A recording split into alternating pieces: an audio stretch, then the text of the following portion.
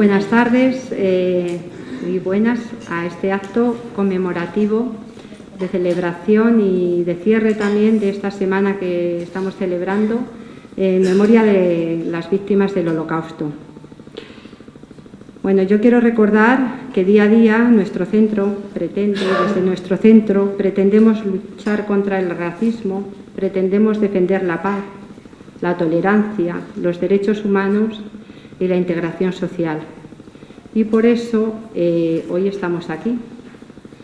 Quiero agradecer antes de nada la presencia a José Hinojosa, como siempre digo, amigo, profesor del centro y representante de Amical.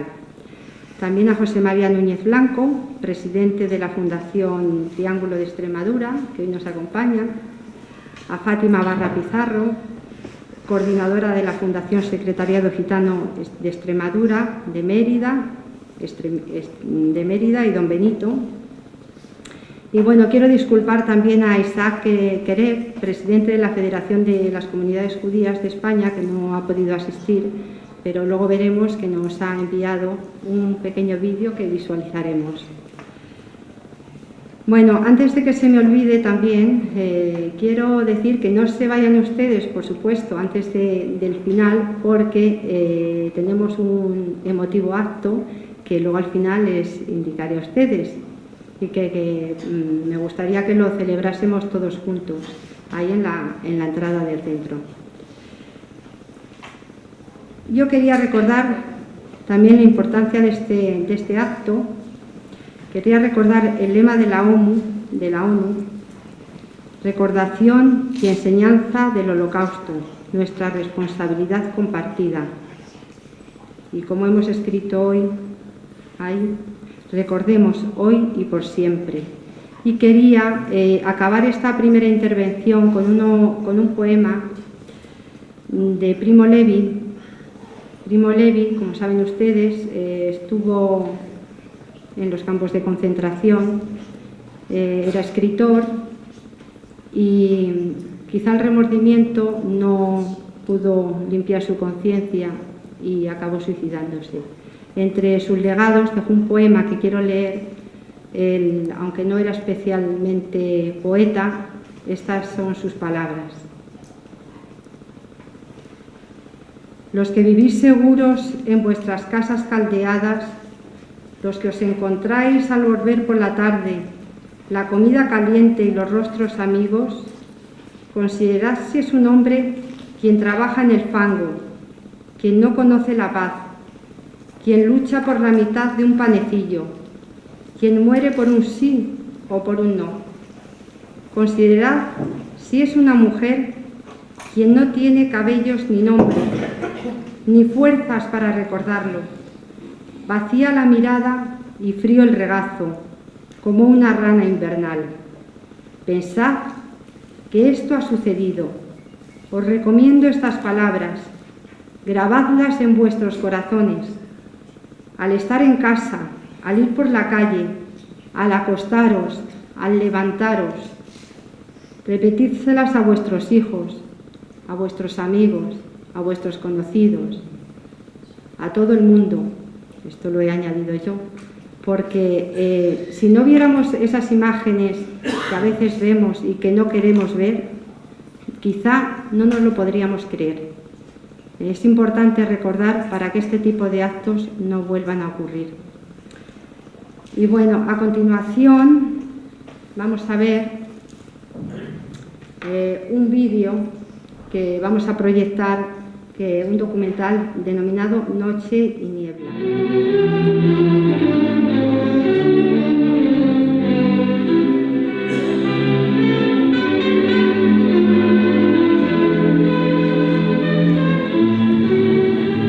Un second effet à l'arrivée dans la nuit et le brouillard.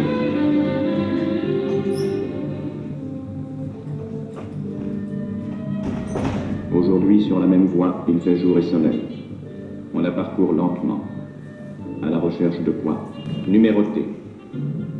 Pris dans le jeu d'une hiérarchie encore incompréhensible. Revêtu de la tenue bleue rayée, classé parfois Nacht und Nebel, nuit et brouillard.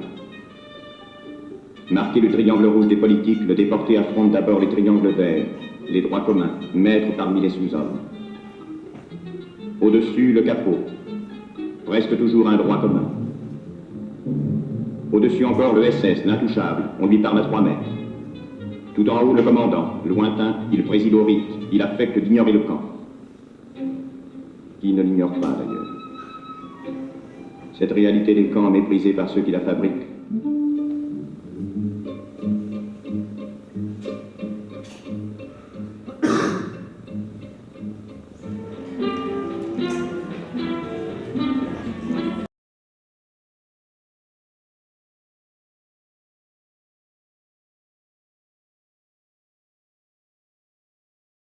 Ahora comprendo las palabras de Víctor Frank cuando decía que una de las noches que estaba él dentro del campo de concentración, un compañero suyo tenía unas terribles pesadillas y él sintió la tentación de despertarlo, pero en ese momento pensó que aun siendo terribles las pesadillas que tuviese, no podían ser tan terribles como lo que se iba a encontrar al despertar, así que le dejó dormir. Bueno, pues vamos a continuar con la intervención. No sé si Pepe, José Hinojosa, y yo creo que se van a sentar ahí los representantes de los 3 colectivos. Pero para comenzar, y como les he indicado antes, Isaac Kebur, presidente de la Federación de las Comunidades Judías de España, no puede asistir y nos ha enviado un pequeño vídeo que vamos a ver. Hoy conmemoramos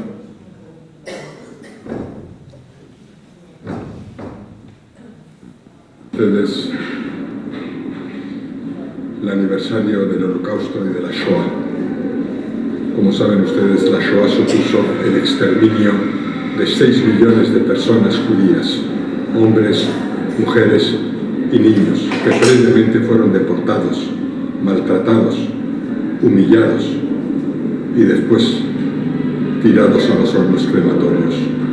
¿Y por qué? ¿Por qué asesinaron a esas personas, todas ellas inocentes, que tenían sus vidas normales y con rutina? Por el mero hecho de ser judíos. Por ello es tan importante entender el antisemitismo, entender la nueva judeofobia. Por eso es tan importante trabajar a favor del derecho a la diferencia, de la libertad y del respeto por el prójimo. Ustedes están haciendo un buen trabajo, porque trabajan a favor de los valores éticos que han de sustentar la convivencia y la vida en sociedad. Desde la Federación de Comunidades Judías de España les apoyamos y les apoyaremos y les felicitamos. Y entiendo que tienen que hacer ustedes un esfuerzo enorme para favorecer la educación de los niños y de los jóvenes e inculcar valores a favor de la libertad, de la convivencia, del respeto por el prójimo y del derecho a la diferencia. Nunca más permitiremos un holocausto o que se excluya o que se mate a personas. Nunca más. Y entre todos debemos hacerlo. Es responsabilidad colectiva, es responsabilidad de todos ustedes y de todos nosotros.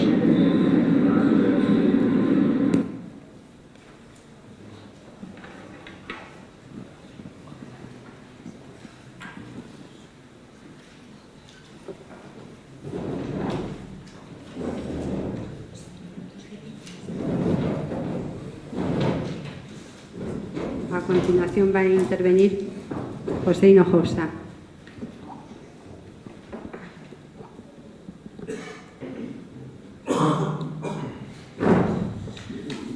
Buenas tardes. Agradecerle su presencia esta noche y, como dije el otro día, a veces uno ya no sabe de cómo habla ahora, porque, como saben, también soy profesor del centro y junto con otros compañeros pues estamos intentando llevar a cabo un proyecto que yo creo que puede ser y dar bastante fruto. No obstante, ahora hablo como uno de los responsables de la delegación extremeña de la Amical de Mauthausen. Como saben, esta asociación que representa a los deportados republicanos españoles en los campos de concentración nazi se creó nada más y nada menos que en el año 62, pero se legalizó en España en el año 78, porque a pesar de que hubo varios intentos de legalizarla durante el franquismo, no se le dejó. Como saben, también el objetivo de nuestra asociación, ya se ha comentado en alguna ocasión, es recobrar la memoria de aquellos algo más de 9.000 españoles que estuvieron en varios campos de concentración, especialmente en el campo de Mauthausen, que es donde estuvieron el 70% de los españoles. Pero esa memoria no tiene sentido si no se relaciona con los valores de los derechos humanos actuales. De nada vale recordar si no combatimos el fascismo actual, el racismo actual. También es fundamental la labor entre los jóvenes y por eso desde la delegación hemos apostado en una línea que es tener relaciones con los centros educativos. Concretamente hay que agradecer al Centro de Adultos de Cáceres que haya sido el primero, pero lo sentimos por ellos, ya no son solo únicos, se están sumando más centros. La semana pasada, por ejemplo, se ha sumado a esa red el Instituto Albalá de Navalmoral de la Mata. Y Extremadura. Bueno, pues de Extremadura, hace 2 años, un grupo de personas, a principios del 2016, iniciamos una labor que tiene varias direcciones. En primer lugar, dar a conocer a la sociedad extremeña esos 300 hombres, por ahora no hemos localizado ninguna mujer, que fueron deportados, que como saben la mayor parte de ellos son antiguos combatientes republicanos que pasaron al exilio a Francia, pero también algunos son personas que lucharon contra el invasor nazi en Francia. Tenemos, por ejemplo, un dirigente de la resistencia francesa que era de Madroñera, lo digo para que lo sepan ustedes, o de Almoharín. Como digo, 9.000 españoles, algo más, y de ellos 300 extremeños. También luchamos porque haya un reconocimiento institucional hacia aquellas personas. Lo hemos conseguido en parte. El año pasado, el 18 de mayo, la Asamblea de Extremadura, por unanimidad de todo su grupo, hizo un reconocimiento a la memoria de estas personas. Y como decía, estamos intentando extender por nuestra región, por Extremadura, la red Nunca Más, que tiene, podríamos decir, 3 patas. Una fundamental, que es el ámbito educativo, ya lo he comentado, ya son varios centros los que se están incorporando a la red o están haciendo actividades relacionadas con la red. También en las instituciones, de hecho, hay 5 ayuntamientos que se han adherido en Extremadura, parecen pocos, pero bueno, tienen que tener en cuenta que estamos hablando de 120 localidades y que seguramente en los meses próximos se van a sumar. Y bueno, hay que decir que en concreto el primero que se sumó es el de mi pueblo. También lo digo Granja de Torrehermosa, que yo siempre lo digo, de la provincia de Badajoz. Y también entidades memorialistas. Y finalmente, y para terminar ya, estamos organizando actos como el que estamos coorganizando con el Centro de Adultos de Cáceres, ¿no? Es la segunda vez ya que lo hacemos, lo hicimos el curso pasado, pero también le anunciamos que seguramente, y creemos que el marco adecuado tiene que ser la Asamblea de Extremadura, en mayo se haga una jornada ya específicas sobre la deportación extremeña. Vamos conociendo más a esos extremeños, vamos conociendo especialmente a los que sobrevivieron, a los pocos que sobrevivieron, porque 202 de los 300 murieron. Hay 10 que no sabemos, están desaparecidos, seguramente que las cifras, como saben, van cambiando, pero tienen historias muy importantes y historias muy humanas, que gracias al contacto con familiares que estamos teniendo, sobre todo de Francia, nos estamos enterando de lo que hizo esta gente.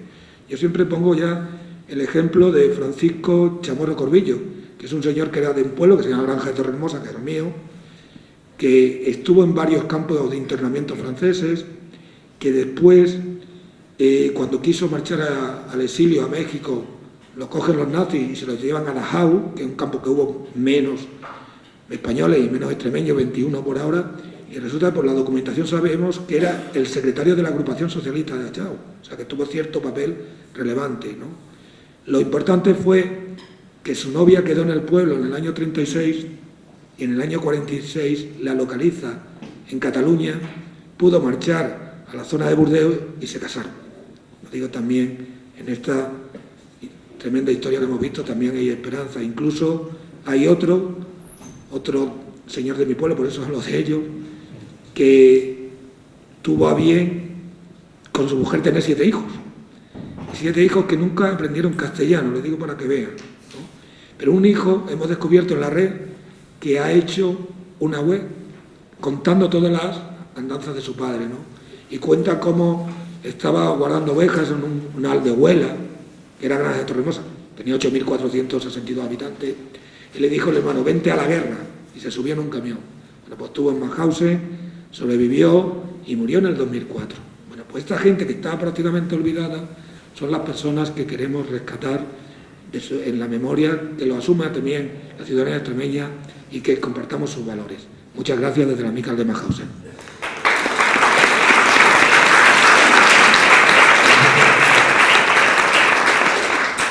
Bueno, pues a continuación va a intervenir José María Núñez Blanco, presidente de la Fundación Triángulo de Extremadura. Muchas gracias. Bueno, lo primero que quiero y debo decir es eso, gracias, ¿no? Y gracias porque la verdad es que cuando nos llamó Pepe, la verdad es que, bueno, nos gustó la idea de estar aquí, por muy desagradable que sea y por muy mal rato que hayamos pasado viendo lo que hemos visto, porque a todos seguro que nos ha quedado, lo comentábamos ahora junto antes de salir, que vaya cuerpo se queda inevitablemente cuando uno ve lo que ve o piensa lo que piensa, pero o se para a pensar sobre estos aspectos, pero es necesario, es imprescindible y es necesario que además lo hagamos de manera colectiva y compartida. Por eso agradecíamos especialmente la invitación a estar aquí. Triángulo en Extremadura lleva 21 o 22 años trabajando por la igualdad de lesbianas, gays, bisexuales y transexuales.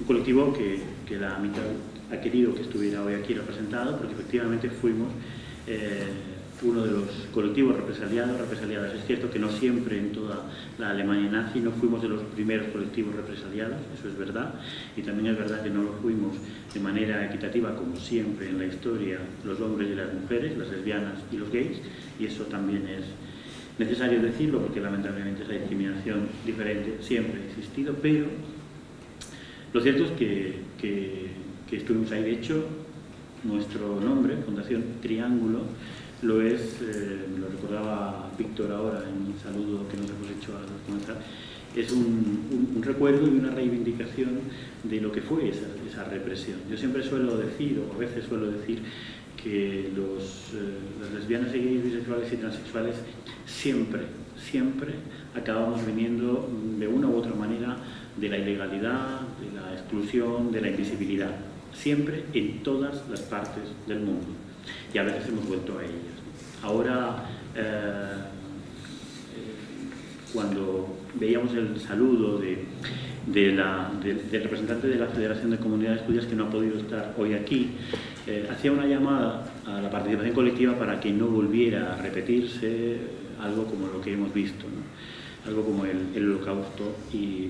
Y por eso recordamos y por eso queremos seguir teniendo viva esa memoria, por eso son necesarias iniciativas como esta, o iniciativas como la que estáis haciendo en la Amical, o leyes como la que ahora mismo está en el Parlamento Regional por la memoria democrática, que el otro día precisamente estuvimos reunidos con los grupos parlamentarios para decirles que también teníamos lamentablemente que estar en esa ley recogidos como a lo largo de nuestra trayectoria como entidad en nuestra tierra, en Extremadura, que ha sufrido también la represión y que está reconocida en la ley, en la que por cierto Víctor también participó y de la que es responsable de algunas mejoras y de algo es muy importante en esa ley, que es la exposición de motivos, en la que se reconoce, se recuerda y se homenajea como debe hacerse el papel de la gente que se fue quedando en nuestro pasado y que ha podido construir una sociedad en la que hoy muchos y muchas disfrutamos de libertades que ni podíamos imaginar.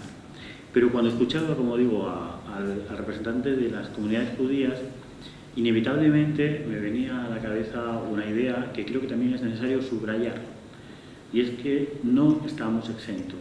No es imposible que la historia se vuelva a repetir, y no es que yo quiera ser pesimista ni que crea que sea agradable subrayar lo desagradable, pero es que lamentablemente creo que es la verdad, creo que es cierto, y hoy hemos tenido una noticia que es una gota más en un vaso que ya está casi a punto de rebosarse, que es el avance de nuevo a nivel internacional de las posiciones, no diría conservadoras, diría de ultraderecha.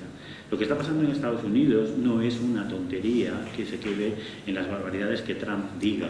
Hay auténticas aberraciones que están pasando en ese país, pero eso es un país que vemos. Lo que acabamos de ver está reproduciéndose hoy, en nuestra época, en nuestro año, en Centroeuropa, en Chechenia, que hace unos meses estaba en todos los Facebook y todos los Twitter, pero ya se nos ha olvidado, porque todo pasa muy rápido en los últimos años, más de unos años de esta parte. Siempre se nos olvidan las cosas con relativa rapidez, pero más últimamente. Por eso tenemos que estar, quería subrayar la necesidad de que de verdad tengamos no solo una memoria necesaria, que es una iniciativa que en Triángulo, una idea que en Triángulo tenemos clara desde siempre, de hecho desde que nacimos promovimos la necesidad de mantener esta recuperación de nuestra memoria para que mucha gente que no la ha conocido o que la tiene menos en su disco duro, no, pero sí en su memoria RAM, digamos que pudiera conocerla para que evitáramos en lo posible que se reproduzca. Por eso iniciativas como, por ejemplo, la primera que tuvimos en el Parlamento de Extremadura hace 20 años y oponiéndonos al movimiento LGBT a nivel nacional, de no destruir las fichas policiales fruto de los expedientes de peligrosidad social, de nuestra legislación de eugenesis, de nuestra dictadura, que también la tenemos y también ha sido analizada, y también tenemos que recuperar esos testimonios vivos de la gente que se nos está yendo ya además, ¿no? Por eso el PEIAC, que albergó a presos de esas leyes, presos que fueron presos por la aplicación de las leyes de eugenesis del franquismo, una de las dos cárceles en las que se nos encarcelaba a homosexuales y transexuales es la de Badajoz. Tiene una placa que recuerda que ahí hubo hombres presos por su identidad o su orientación sexual, o por eso hemos hecho otras cosas como tener vivas iniciativas como el premio a la memoria histórica, la memoria necesaria que damos. Pero no basta con recordar lo que pasó, tenemos que analizar lo que está pasando, tenemos que analizar proactivamente qué es lo que está pasando, porque lo que pasa en Chechenia no está solo pasando en Chechenia, porque en nuestro país hay iniciativas ultraconservadoras que es cierto que socialmente las estamos rechazando, que masivamente en nuestro país no tienen mucha penetración. Todos hemos visto el autobús naranja de Hazte Oír dándose vueltas por España, condenando el reconocimiento de la transexualidad para hombres, para niños y niñas y para hombres y mujeres transexuales. Eso que masivamente nos ha rechazado la sociedad española, no lo rechaza la que ha sido nombrada, creo que el martes, jueza parte del Tribunal Europeo de Derechos Humanos, defendiendo, como defiende, ideas contra la igualdad de género, defendiendo ideas contra el aborto libre, defendiendo ideas contra hombres y mujeres transexuales para los que defiende terapias psicológicas y psiquiátricas, o defendiendo que la homosexualidad tiene mucha cercanía con determinadas patologías. Y ha sido nombrada antes de ayer a propuesta de nuestro gobierno y aceptado por el Consejo de Europa, que hoy nos gobierna en esta Europa de los derechos y las libertades. No son cuestiones irrelevantes, son cuestiones muy importantes y están avanzando. Dentro de nada van a ser mayoría en la ONU, de nuevo. Y en Naciones Unidas están ya pasando cosas preocupantes. No sé si sabéis que Hazte Oír ha sido reconocida como órgano consultivo de la ONU, con el apoyo de Putin o con el apoyo de Estados Unidos. Afortunadamente España no ha votado a favor, pero mientras no les haga falta no se pringan. Pero nombran a una jueza tan conservadora como la que han nombrado. Es verdaderamente lamentable que la primera vez que una mujer es jueza en nombre de España, en Tribunal de Derechos Humanos, sea una mujer con esas ideas. están moviendo piezas de la misma manera mientras disfrutamos de nuestros derechos y libertades. Y un día, cuando no nos demos cuenta, van a volver, quizá no a barbaridades como este holocausto, no lo sé, pero sí a que podamos involucionar de una manera inadmisible. Por tanto, igual que agradezco a Mical y a CEPA que nos permita estar aquí y ser parte de esta tarde, nuestra pequeña contribución es hacer una llamada de atención a que estemos activos en la lucha hacia la involución posible, lamentablemente posible. Un par de cuestiones más, sin ánimo de extenderme en exceso, además del agradecimiento y del reconocimiento y, por supuesto, la enhorabuena porque estas jornadas y este acto pueda tener lugar. Una apreciación, una pequeña aportación, alguna sugerencia a las recomendaciones filmográficas que se dan en el programa, porque hay algunas películas que también nos ayudan a conocer, como este documental, lo que fue la realidad y que podrían ahondar o ahondan bastante en lo que ha sido, lo que fue la represión nazi hacia gays y lesbianas, bisexuales y transexuales. Pensaba en algunas muy conocidas, como Aimio y Jaguar, que cuenta la represión contra las mujeres lesbianas, la reciente Tom de Finlandia, o la película que nos cuenta la represión personal en vida, el lamentable final de su vida que tuvo Alan Turing, un matemático homosexual no reconocido como tal, también en la Alemania nazi, que lamentable.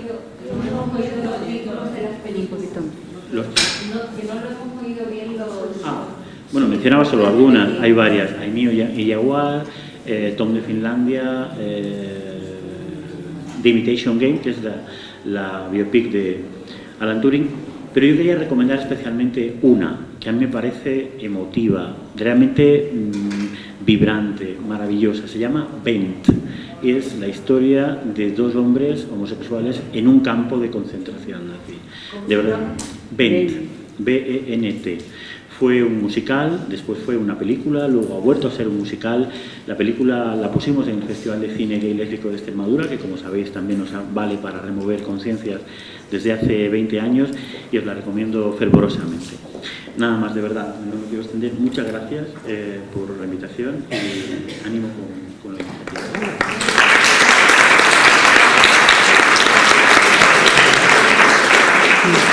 A continuación va a intervenir Fátima Barra Pizarro, representando al colectivo gitano. Buenas tardes a todos y a todas. Gracias por acompañarnos en este acto. Un poco en relación a lo que decía mi compañero de Fundación Triángulo, también quiero dar una nota positiva. Sé que en los momentos que estamos viviendo con el tema de la involución, en esos temas que estamos tocando, quiero dar un poquito de atisbo de luz. No sé si conocerán, por parte de nuestra fundación, se ha nombrado recientemente a una compañera nuestra a nivel estatal que se llama Sara Jiménez. Ella es gitana, es abogada, es directora del Departamento de Igualdad de nuestra fundación y la han nombrado durante los próximos 4 años como representante del Comité Europeo contra el Racismo y la Intolerancia. Entonces sí que hay un pequeño atisbo de luz que intentamos desde las asociaciones que sea más grande esa luz que la oscuridad que nos pueda cubrir. Quería agradecer especialmente a Pepe, a José Hinojosa, contar desde el primer momento para este acto con Fundación Secretariado Gitano y con la CEPA, por supuesto, para colaborar en esta segunda semana en conmemoración a las víctimas del Holocausto. Aunque este acto se celebra hoy, día 25, es el día 27 de enero, la fecha elegida por la Asamblea General de Naciones Unidas y por el Parlamento Europeo para conmemorar este día. Esta fecha no está elegida por casualidad, sino que en el año 1945 fue ese día en el que el ejército soviético liberó el mayor campo de concentración de Alemania, que fue el de Auschwitz. Con este motivo se celebran por todo el Estado actos de conmemoración como el que estamos hoy, el que nos une hoy aquí. Hoy yo vengo a exponer unas pequeñas, muy pequeñas pinceladas de lo que supuso el Holocausto nazi con la comunidad gitana.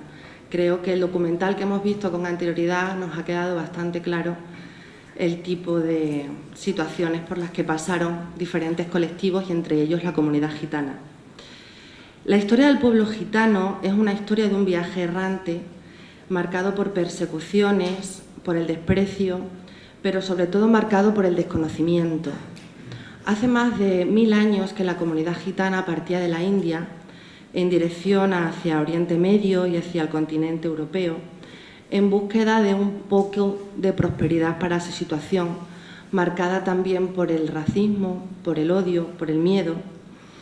Y aún hoy el propio pueblo romaní sufre esta estigma que no se ha borrado del todo y que durante el Holocausto, por supuesto, condujo a la muerte de más de 500.000 de personas.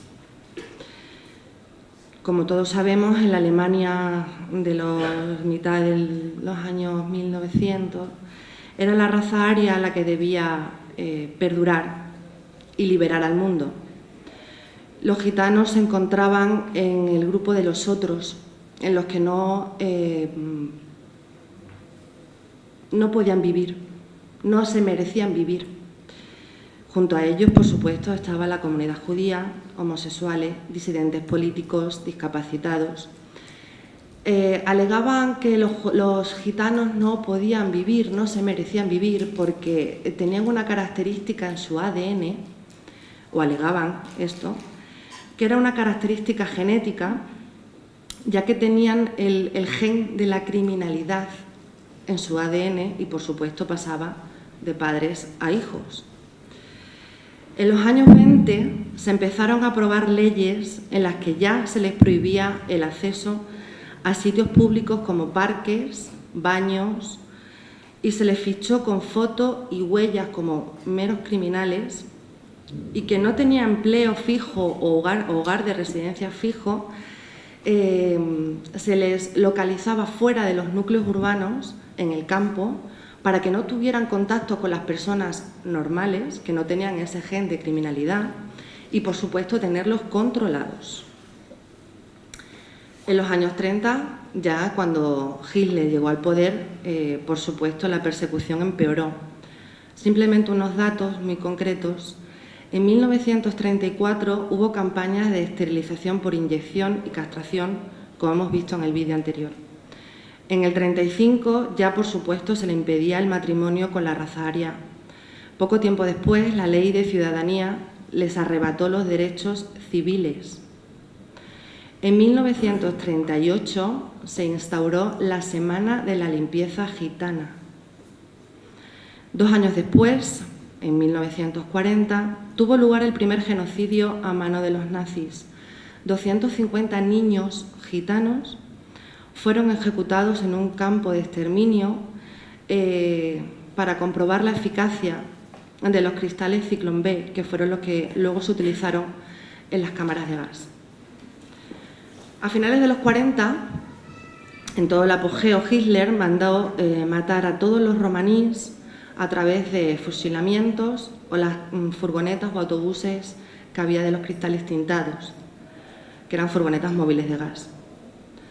En diciembre de 1941, cuando Hitler ordenó la deportación de todos los gitanos que había en Europa, no tuvo mucho trabajo porque ya no quedaban muchos. Más de las 2/3 partes de los gitanos ya no existían. Así, en 1944, en Auschwitz, 4.000 gitanos pasaron por la cámara de gas y fueron incinerados en una sola acción que duró una noche. Es la llamada Noche de los Gitanos. Como resultado de todas estas atrocidades de las que fueron objeto la comunidad gitana, en 1945 pocos gitanos quedaban. A ver, desde Fundación Secretariado Gitano tenemos un centro de documentación bastante amplio, dentro del que se enmarca también las temáticas del genocidio y del holocausto, físico y digital, que me gustaría y os les invito a visitarlo. Y quiero ahora que visionen, por favor, un pequeño vídeo muy corto, son 3 minutos, de lo que supuso lo que en la comunidad gitana le llamamos la gran catástrofe. Los albores del siglo XX fueron una época floreciente para el determinismo biológico y las teorías sobre la pureza de la raza, que tuvieron un fuerte impacto filosófico y político en Europa. especialmente en Alemania.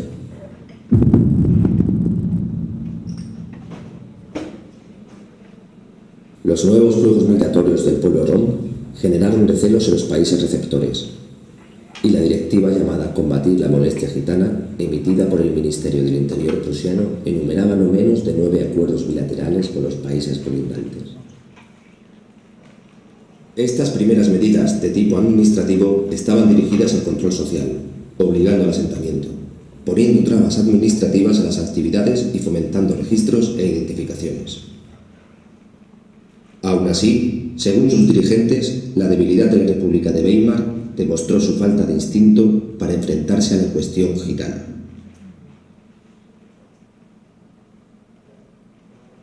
Cuando el partido nazi con Hitler al frente llega al poder tras las elecciones en Alemania de 1933, hereda pues un aparato legal bien desarrollado para controlar a muchos de los grupos que consideraba indeseables. El nuevo enfoque cristalizó en las leyes de protección de la sangre y el honor de Nuremberg. Establecían el marco de elección para la plena nacionalidad y comenzaban a tratar a los gitanos, junto con los judíos, como una peligrosa raza extranjera cuya sangre era una amenaza mortal para la pureza racial alemana. En 1937 se fundó el Centro de Investigación para la Higiene Racial y Biológica de la Población, que se convirtió en el principal centro para trabajar en la identificación y clasificación de los gitanos. Dentro del Reich, el principal instrumento de control estaba bajo la dirección de Himmler y su lugarteniente Heydrich. Al principio, las autoridades dependían de las disposiciones adoptadas en los primeros años del Tercer Reich, permitiendo la esterilización, la deportación y el envío a campos de concentración, el primero de los cuales había sido establecido en Dachau en 1933. A partir de 1937, las presiones sobre los gitanos aumentaron rápida e implacablemente. Los campos de concentración serían el principal remedio.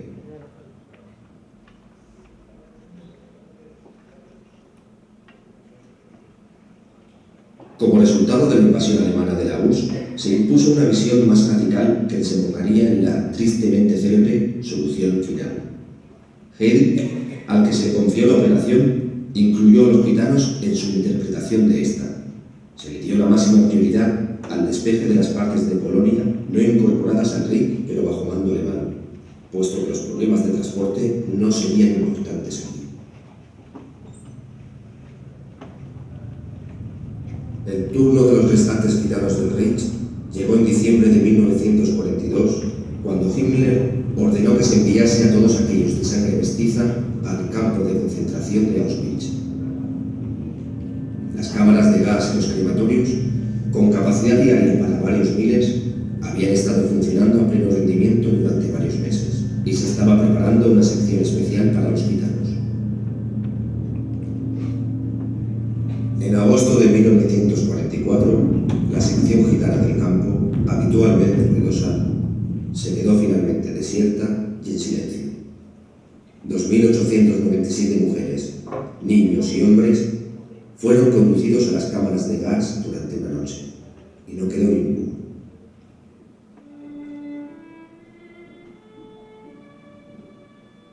Se calcula que más de medio millón de gitanos perecieron en el holocausto nazi. A este atroz episodio de la historia, el pueblo gitano lo conoce como Holocaust, la gran catástrofe. Es una pieza de otras 5 que forman el documental entero, que le pasaré los datos a Pepe y si quieren visionarlo entero está colgado en internet. Muchas gracias por su atención.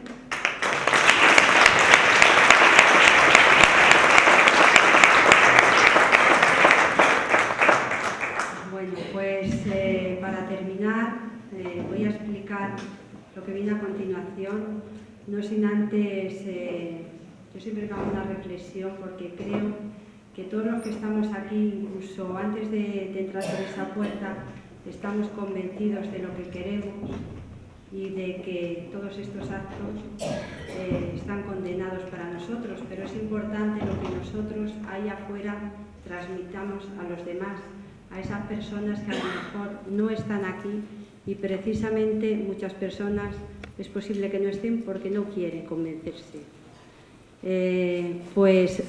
A continuación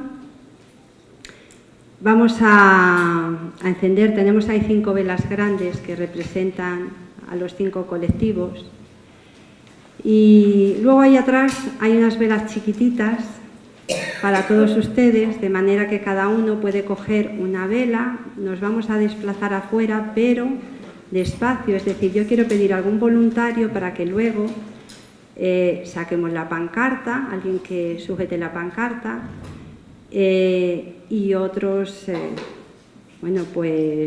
José María, Fátima, vamos a ir con las velas, Pepe y una niña que también va a sujetar una de las velas en representación a los colectivos que aquí no, y María Luisa, representando al colectivo de los judíos.